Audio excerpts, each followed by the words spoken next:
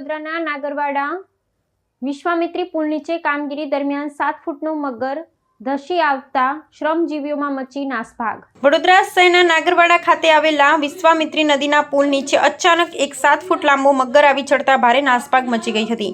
પુલ નીચે ચાલી રહેલી કામગીરીમાં જોડાયેલા શ્રમજીવીઓની નજરે આવી વિરાટકાય મગર પડતા જ તેઓમાં ગભરાટ ફેલાયો હતો અને લોકો જીવ બચાવવા દોડાદોડી કરવા લાગ્યા હતા। પરિસ્થિતિની ગંભીરતાને ધ્યાનમાં રાખી કોઈપણ પ્રકારની જાનહાનિ ટાળવા માટે તાત્કાલિક વન વિભાગને જાણ કરવામાં આવી હતી, જેના પગલે બચાવ દળ ગણતરીના સમયમાં સાધનો સાથે ઘટના સ્થળે પહોંચી ગયું હતું।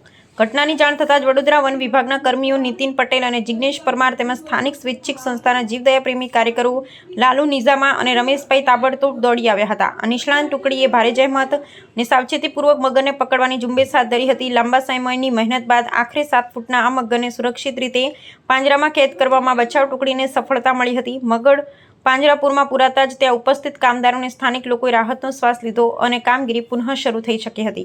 સુરક્ષિત રીતે પકડવામાં આવેલા મગરને હાલમાં વન વિભાગની કચેરી ખાતે નિરીક્ષણ હેઠળ લાવવામાં આવ્યો છે।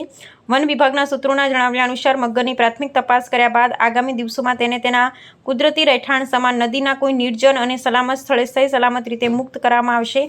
અત્રે નોંધનીય છે કે વડોદરાના મધ્યમાંથી પસાર થતી વિશ્વામિત્રી નદી મગરોનું મુખ્ય આશ્રય સ્થાન હોવાથી નદી કાંઠાના વિસ્તારમાં અવારનવાર મગર આવી ચડવાની ઘટનાઓ બનતી રહી છે, જેમાં વન વિભાગની સતર્કતાથી વન્યજીવોનું રક્ષણ થાય છે।